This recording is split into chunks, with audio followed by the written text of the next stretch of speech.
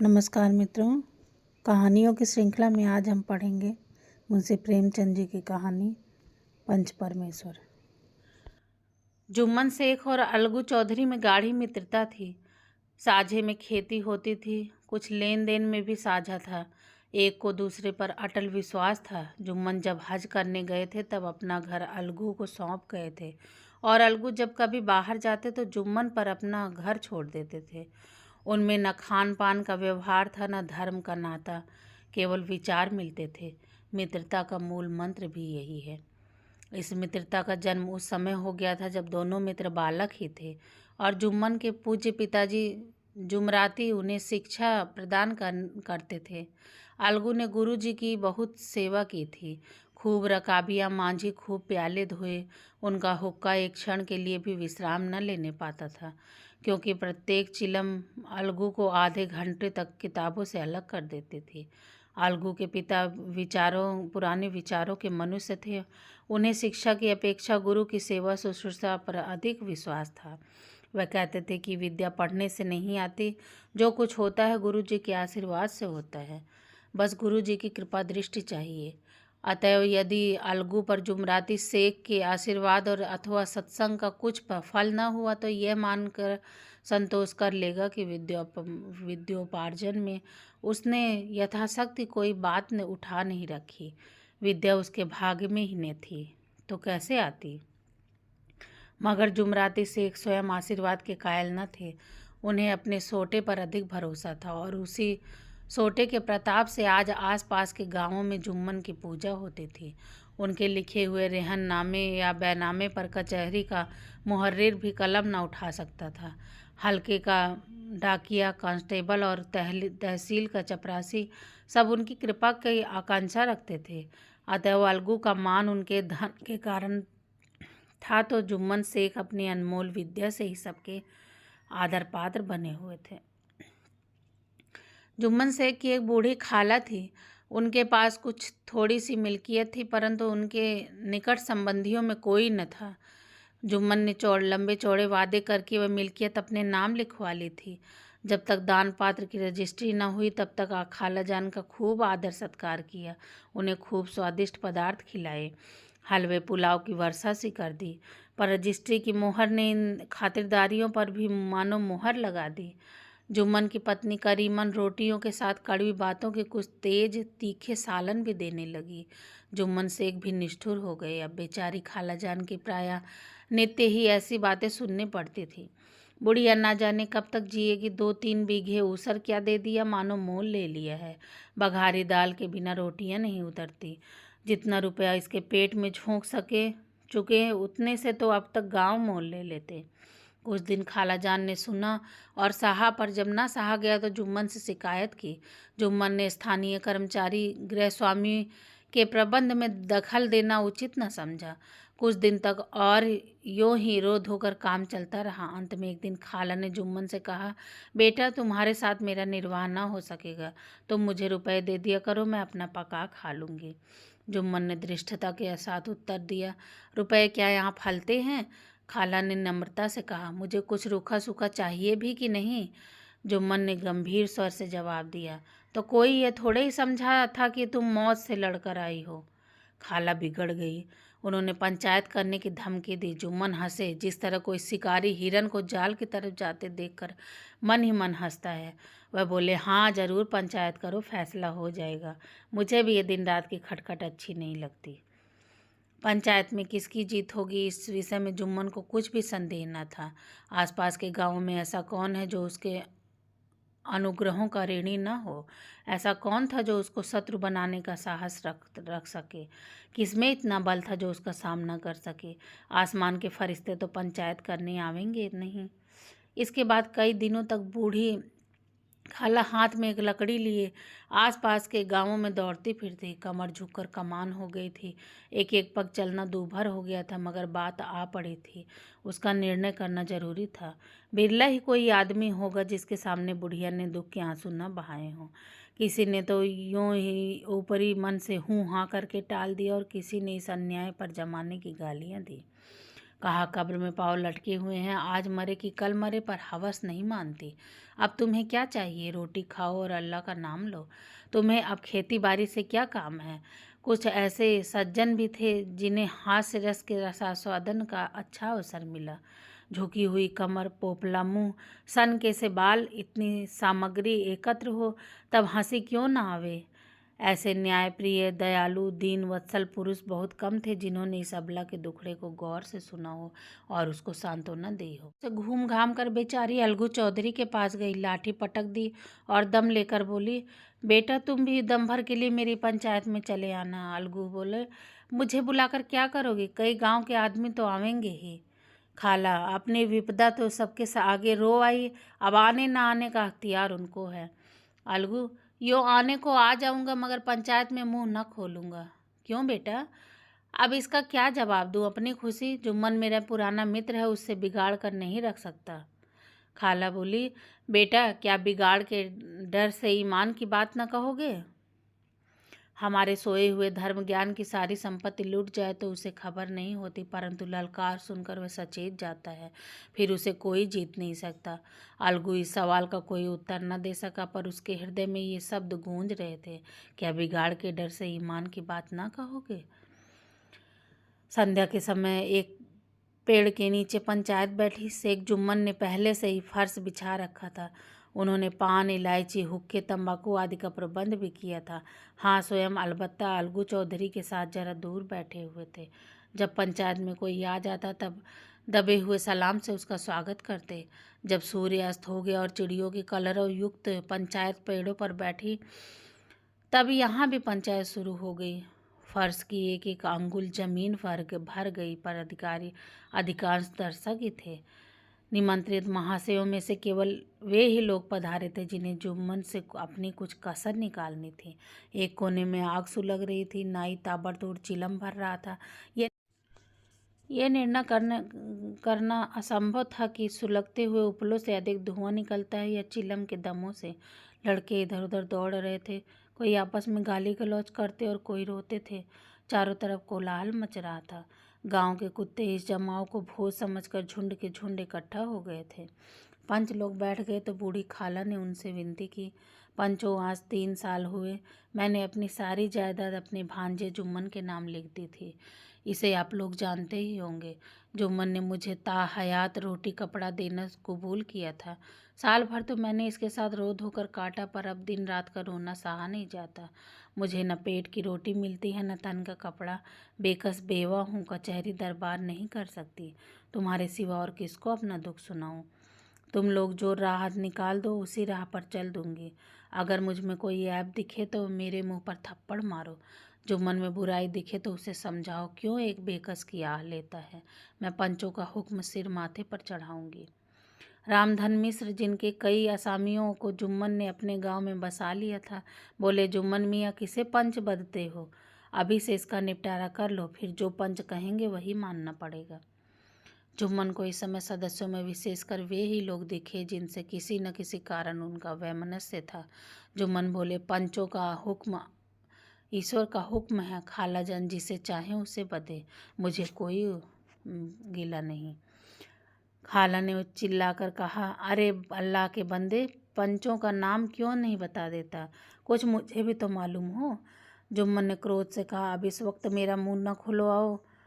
तुम्हारी बन पड़ी है, जिसे चाहो पंच बदो। खाला जान जुम्मन के आक्षेप को समझ गई। वे बोली, बेटा खुदा से डरो। पंच न किसी के दोस्त होते हैं न किसी के दुश्मन। कैसी बात कहते हो? और तुम्हारा किसी पर विश्वास ना हो तो जाने दो। अलगू चौधरी को तो मानते हो, लो मैं उसी को सरपंच बना देती हूँ। जुम्मन शेख आनंद से फूल उठे, परंतु भावों को छिपाकर बोले, अलगू ही सही मेरे लिए, जैसे रामधन वैसे अलगू। अलगू इस झमेले में फंसना नहीं चाहते थे। वे कन्नी काटने लगे। बोले, खाला तुम जानती हो मेरी जुम्मन से गाढ़ी दोस्ती है। खाला ने गंभीर स्वर में कहा, बेटा दोस्ती के लिए कोई अपना ईमान नहीं बेचता। पंच के दिल में खुदा बसता है। पंचों के मुंह से जो बात निकलती है वह खुदा की तरह निकलती है। अलगू चौधरी सरपंच हुए। रामधन मिश्र और जुम्मन के दूसरे विरोधियों ने बुढ़िया को मन में बहुत कोसा।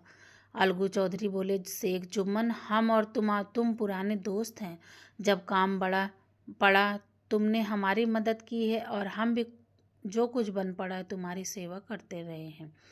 मगर इस समय तुम और बूढ़ी खाला दोनों हमारी निगाह में बराबर हो। तुमको पंचों से जो कुछ अर्ज करनी हो करो। जुम्मन को पूरा विश्वास था कि अब बाजी मेरी है।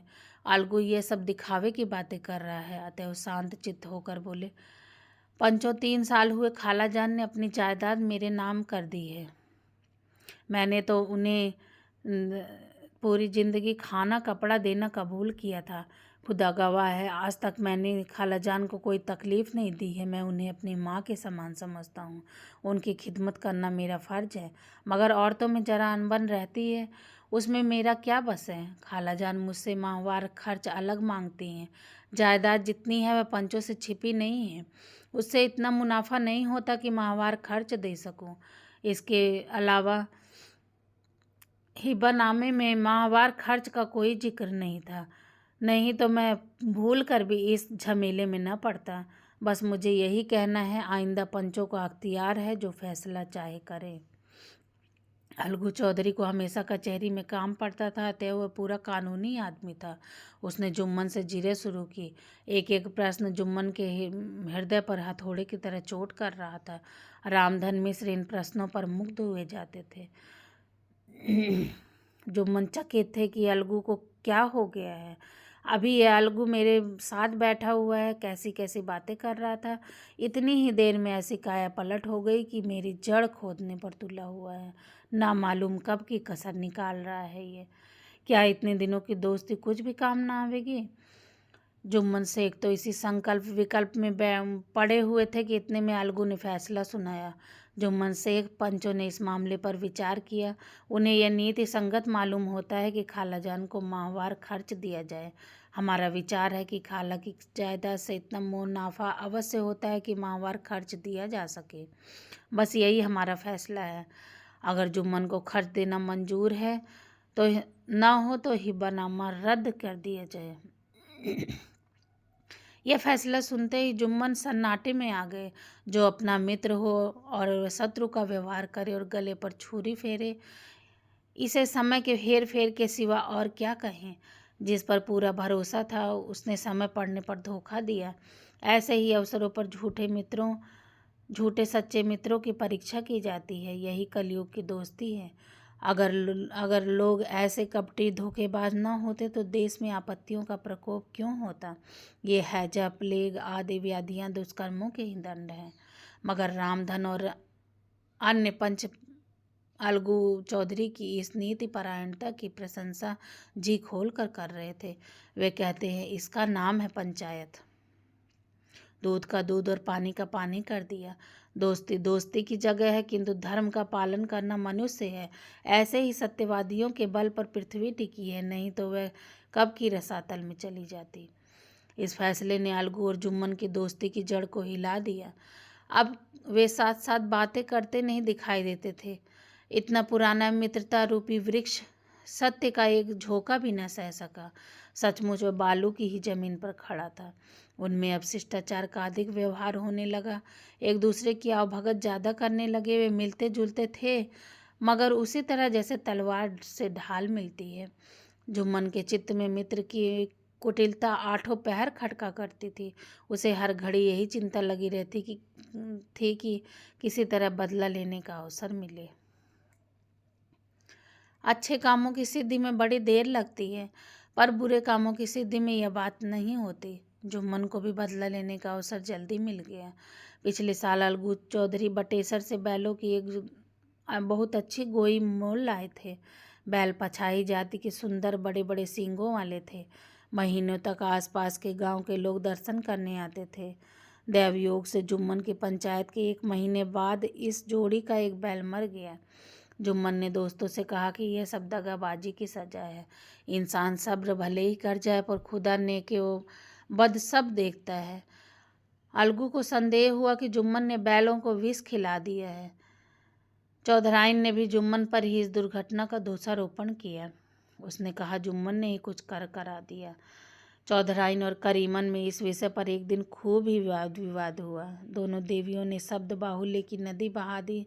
व्यंग्य, वक्रोक्ति, अन्योक्ति और उपमा आदि अलंकारों में बातें हुई। जुम्मन ने किसी तरह शांति स्थापित की। उन्होंने अपनी पत्नी को डांट डपट कर समझा दिया कि वह उसे इस रणभूमि से हटा भी ले गए। उधर अलगू चौधरी ने समझाने बुझाने का काम अपने तर्कपूर्ण सोंटे से लिया। अब अकेला बैल किस काम का? उसका जोड़ बहुत ढूंढा गया पर न मिला। निदान ये सलाह ठहरी कि इसे बेच दिया जाए। गांव में एक समझू साहू थे। वह इक्का गाड़ी हाँकते थे। गांव के गुड़ घी लाद कर मंडी ले जाते थे। मंडी से तेल नमक भर लाते थे और गांव में बेचते थे। इस बैल पर उसका मन लहराया। उन्होंने सोचा, यह बैल हाथ लगे तो दिन भर बेठक खटके 3 खेप हो। आजकल तो एक ही खेप में लाले पड़े रहते हैं। बैल देखा, गाड़ी में दौड़ाया, बाल भौरी की पहचान कराई, मोल तोल किया और उसे लाकर द्वार पर बांध ही दिया। 1 महीने में दाम चुकाने का वादा किया। चौधरी को भी गरज थी ही, घाटे की परवाह न की। समझू साहू ने नया बैल पाया तो लगे उसे रगेदने। वह दिन में 3-3, 4-4 खेपे करने लगे। न चारे की फिक्र थी न पानी की, बस खेपों से काम था। मंडी ले गए, वहाँ कुछ सूखा भूसा सामने डाल दिया। बेचारा जानवर अभी दम भी न लेने पाया था कि फिर जोत दिया। अलगू चौधरी के घर था तो चैन की बंसी बजती थी। बैलराम छठे छमाहे कभी बहली में जोते जाते थे। खूब उछलते कूदते और कोसों तक दौड़ते चले जाते थे। वहाँ बैलराम का रातिब था। साफ पानी, दली हुई अरहर की दाल और भूसे के साथ खली, और यही नहीं, कभी कभी घी का स्वाद भी चखने को मिल जाता था। शाम सवेरे एक आदमी खरहरे करता, पोसता और सहलाता था। कहाँ वह सुख चैन, कहाँ ये 8 पहर की खपत। महीने भर में ही वह पिस सा गया। इक्के का जुआ देखते ही उसका लहू सूख जाता था। एक एक पग चलना दूभर हो रहा था।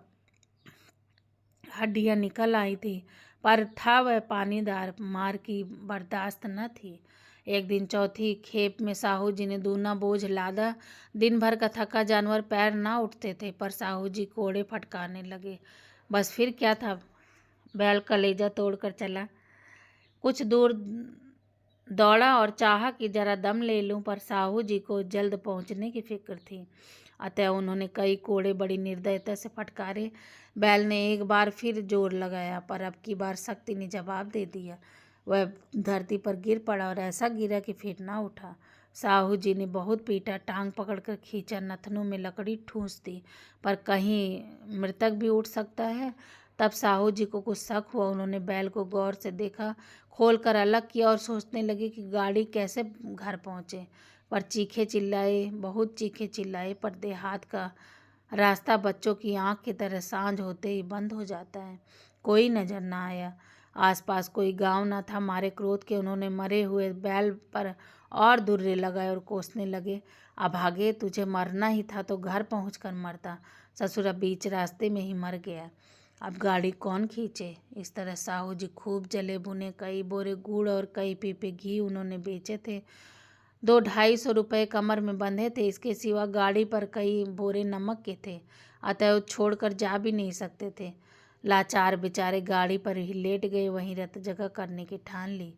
चिलम पी गया, फिर हुक्का पिया। इस तरह साहू जी ने आधी रात तक नींद को बहलाते रहे। अपनी जान में तो जागते ही रहे, पर पाँव फटते ही जो नींद टूटी, कमर पर हाथ रखा और थैली गायब। घबराकर इधर उधर देखा तो कई कनस्तर तेल भी न दारद। अफसोस में बेचारे ने सिर पीट लिया और पछाड़ खाने लगा। प्रातःकाल रोते बिलखते घर पहुंची सहुआइन ने जब ये बुरी सुनावनी सुनी, तब पहले तो रोई, फिर अलगू चौधरी को गालियां देने लगी। निगोड़े ने ऐसा कुलच्छनी बैल दिया कि जन्म भर की कमाई लूट गई। इस घटना को कई महीने बीत गए। अलगू जब अपने बैल के दाम मांगते, तब साहू सहुआइन दोनों ही चिल्लाए हुए कुत्ते की तरह चढ़ बैठते और अंड बंड बकने लगते। वाह, यहाँ तो सारे जन्म की कमाई लुट गई, सत्यानाश हो गया। इन्हें दामों की पड़ी है। मुर्दा बैल दिया था, उस पर भी दाम मांगते हैं। आंखों में धूल झोंक दी सत्यानाशी। बैल गले में बांध दिया। हमें नीरा पोंगा ही समझ लिया है। हम भी बनिए के बच्चे हैं। ऐसे बुद्धू कहीं और होंगे। पहले जाकर किसी गड्ढे में मुंह धो आओ, तब दाम लेना। ना जी मानता हो तो हमारा बैल खोल ले जाओ, महीना भर के बदले 2 महीना जोत लो, और क्या लोगे। चौधरी के अशुभ चिंतकों की कमी न थी। ऐसे अवसरों पर वे भी एकत्र हो जाते और साहू जी के बर्राने की पुष्टि करते, परंतु 150 रुपये इस तरह हाथ से हाथ धो लेना आसान न था। एक बार वह भी गर्म पड़े। साहू जी बिगड़ कर लाठी ढूंढने घर में चले गए। अब सहुआई ने मैदान लिया। प्रश्नोत्तर होते होते हाथापाई की नौबत आ पहुंची। सहुआइन ने घर में घुसकर किवाड़ बंद कर लिए। शोरगुल सुनकर गांव के भले मानस जमा हो गए। उन्होंने दोनों को समझाया, साहू जी को दिलासा देकर घर से निकाला।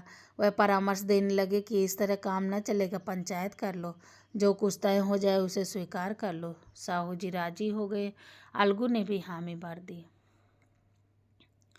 पंचायत की तैयारियां होने लगी। दोनों पक्षों ने अपने अपने दल बनाने शुरू कर दिए। इसके बाद तीसरे दिन उसी वृक्ष के नीचे पंचायत बैठी। वही संध्या का समय था। खेतों में कौवे पंचायत कर रहे थे। विवादग्रस्त विषय यह था कि मटर की फलियों पर उनका कोई स्वत्व है या नहीं, और जब तक यह प्रश्न हल न हो जाए तब तक वे रखवाले की पुकार पर अपनी अप्रसन्नता प्रकट करना आवश्यक समझते थे। पेड़ की डालियों पर बैठी सुख मंडली में यह प्रश्न छिड़ा हुआ था कि मनुष्यों को बेमुरव्वत कहने का क्या अधिकार है, जब उन्हें स्वयं अपने मित्रों से दगा करने में कोई संकोच नहीं होता। पंचायत बैठ गई तो रामधन मिश्र ने कहा, अब देरी क्या है, पंचों का चुनाव हो जाना चाहिए। बोलो चौधरी, किस किस को पंच बदते हो। अलगू ने दीन भाव से कहा, समझू साहू ही चुन ले। समझू खड़े हुए और कड़क कर कहा, मेरी ओर से जुम्मन शेख। जुम्मन का नाम सुनते ही अलगू का चेहरा कलेजा धक धक करने लगा, मानो किसी ने अचानक थप्पड़ मार दिया हो। रामधन अलगू के ही मित्र थे, वे बात को ताड़ गए। पूछा, क्यों चौधरी, तुम्हें कोई उज्र तो नहीं। चौधरी ने निराश होकर कहा, नहीं, मुझे क्या परेशानी होगी। अपने उत्तरदायित्व का ज्ञान बहुधा हमारे संकुचित व्यवहारों का सुधारक होता है। जब हम राह भूल कर भटकने लगते हैं तब यही ज्ञान हमारा विश्वसनीय पथ प्रदर्शक बन जाता है। पत्र संपादक अपनी शांति कुटी में बैठा हुआ कितनी धृष्टता और स्वतंत्रता के साथ अपनी प्रबल लेखनी से मंत्रिमंडल पर आक्रमण करता है, परंतु ऐसे अवसर आते हैं जब वह स्वयं मंत्रिमंडल में सम्मिलित होता है। मंडल के भवन के पग धरते ही उसकी लेखनी कितनी मर्मज्ञ, कितनी विचारशील और कितनी परायण हो जाती है। इसका कारण उत्तरदायित्व का ज्ञान होता है। नवयुवक युवावस्था में कितना उद्दंड रहता है, माता पिता उसकी ओर से कितने चिंतित रहते हैं। वे उसे कुल कलंक समझते हैं, परंतु थोड़े ही समय में परिवार का बोझ सिर पर पड़ते ही वह अव्यवस्थित चित्त उन्मत्त युवक कितना धैर्यशील, कितना शांतचित्त हो जाता है। यह भी उत्तरदायित्व के ज्ञान का ही फल है। जुम्मन शेख के मन ने भी सरपंच का उच्च स्थान ग्रहण करते ही अपनी जिम्मेदारी का भाव पैदा कर लिया। उसने सोचा, मैं इस वक्त न्याय और धर्म के सर्वोच्च आसन पर बैठा हूँ। मेरे मुंह से इस समय जो कुछ भी निकलेगा वह देववाणी के सदृश होगा, और देववाणी में मेरे मनोविकारों का कदापि समावेश न होना चाहिए। मुझे सत्य से जौ भर भी टलना उचित नहीं। पंचों ने दोनों पक्षों से सवाल जवाब करने शुरू किए। बहुत देर तक दोनों दल अपने अपने पक्ष का समर्थन करते रहे। इस विषय में तो सब सहमत थे कि समझू को बैल का मूल्य देना चाहिए, परंतु दो महाशय इस कारण रियायत करना चाहते थे कि बैल के मर जाने से समझू को हानि हुई है।